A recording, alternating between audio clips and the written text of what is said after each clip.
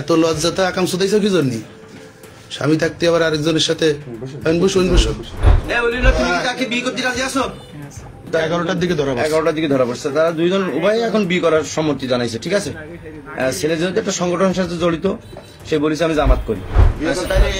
Total যারা আছে একটু ভিডিও করে নাও। আপনারা সবাই শুনেছেন তো? আলহামদুলিল্লাহ।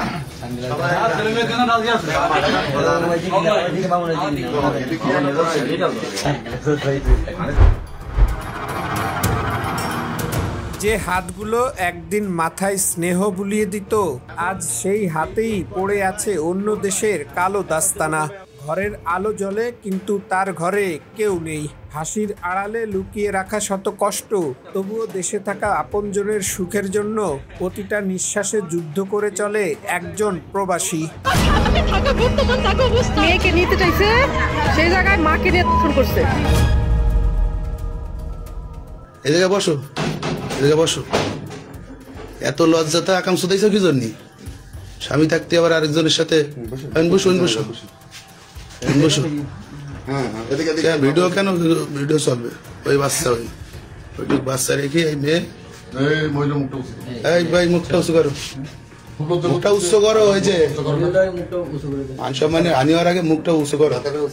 যে মানুষটা পরের দেশে গরম রোদ, কঠোর পরিশ্রম আর হাজার কষ্ট সহ্য করে শুধুই পরিবারের সুখের জন্য, আজ সেই বাড়িতেই ঘটল সবচেয়ে বড় বিশ্বাসঘাতকতা।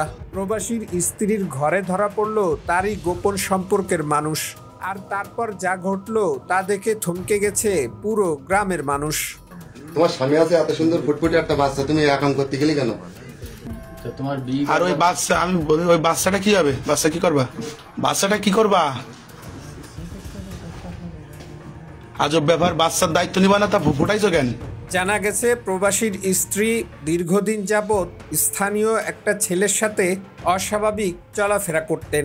পরিবারের লোকের সন্দেহ হলে অনেকবার চেষ্টা করেছেন তাদেরকে হাতে নাতে ধরতে।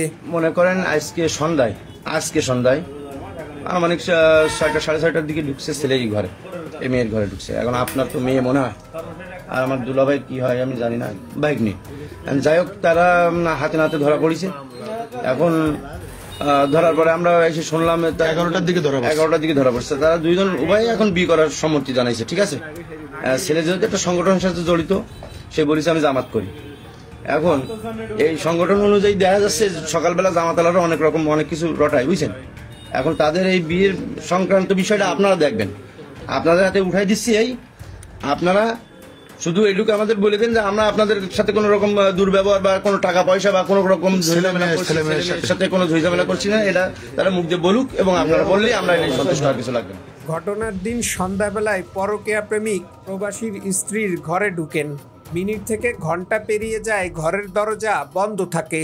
ভেতরে চলছে হয়তো সুখের সময়, বাইরে শত শত মানুষ অপেক্ষা করছে তাদের জন্য। হঠাৎ করে দরজায় নক দিলে দরজা বন্ধ, কোনো সাড়া শব্দ নেই। ছেলে মেয়ের উভয় গার্জিয়ান। আপনি বলেন,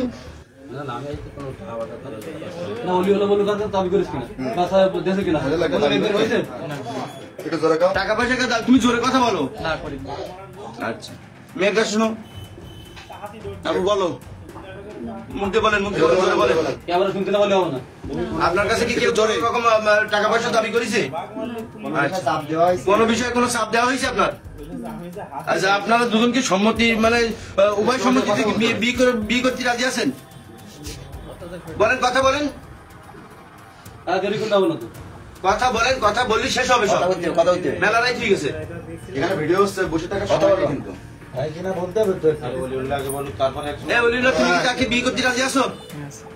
আপনি বলেন, আপনার কথাটা বলেন, তাকে বিয়ে করতে রাজি আছেন? কথা বলো না, কবুল বলাচ্ছি না আমরা যে 3 বার বলা লাগবে, একবার বলেছে কি হ্যাঁ কি বিয়ে করতে রাজি আছি। টোটাল যারা আছে একটু ভিডিও করে নাও। আপনারা সবাই শুনেছেন তো? আলহামদুলিল্লাহ।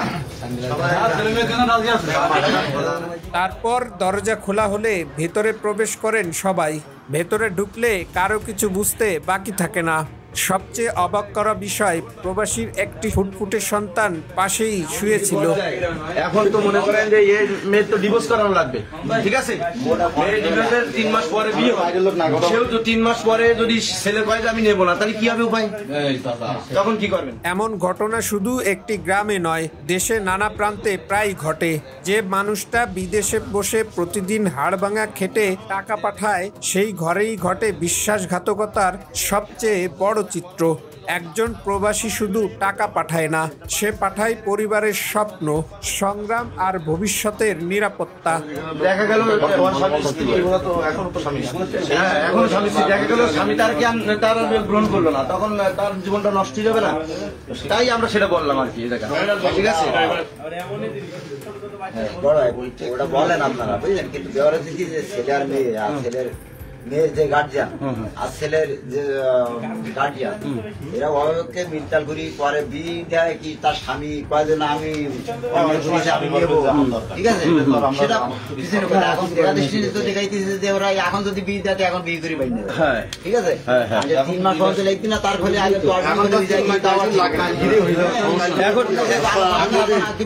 মেয়ের গার্জিয়ান এটা কি বলতেছে? আরে মেয়ের গার্জিয়ান কি বলতে একটু শুনি আমরা। মেয়ের গার্জিয়ান কি বলতে একটু শুনি।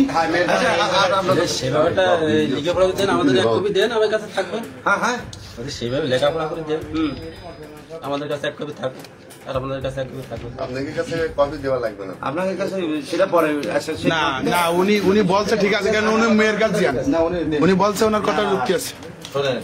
বিশ্বাস যে কোনো সম্পর্কের সবচেয়ে বড় শক্তি, আর বিশ্বাস ভাঙার পর সবচেয়ে দুর্বল হয়ে পড়ে একটি পরিবার। প্রবাসীরা আমাদের দেশের অর্থনীতির স্তম্ভ। তাদের পরিবারের এমন অবক্ষয় সমাজে শুধু ব্যাকওয়ার্ডই করে না, ভেঙে দেয় অনেক নির্দোষ মানুষের জীবনও।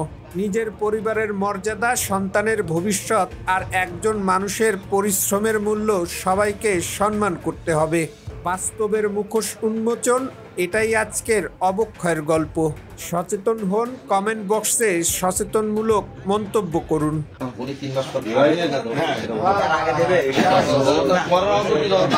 না মামা, এবারে এর ভিতরে আমার একটু কথা আছে। ওই মেয়ের একটা বাচ্চা আছে, ঠিক আছে? সেটা তো স্বামী জানে, দেখা গেল স্বামী স্ত্রী, ওরা তো এখনো তো স্বামী স্ত্রী।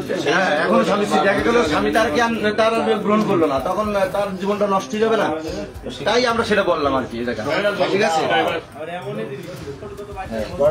ওটা বলেন আপনারা, বুঝলেন? কিন্তু ব্যবহার হচ্ছে কি যে ছেলে আর মেয়ে, আর ছেলের মেয়ের যে গার্জিয়ান আর ছেলের যে গার্জিয়ান, এরা অভাবকে মিলতাল করি পরে বিয়ে দেয় কি তার স্বামী কয় যে না আমি নেবো, ঠিক আছে? সেটা পিছনে কথা। এখন দেখা দৃষ্টিতে তো দেখাইতেছে যে ওরা এখন যদি বিয়ে দেয় এখন বিয়ে করে বাইন নেবে। মেয়েকে নিতে চাইছে, সেই জায়গায় মাকে নিয়ে করছে।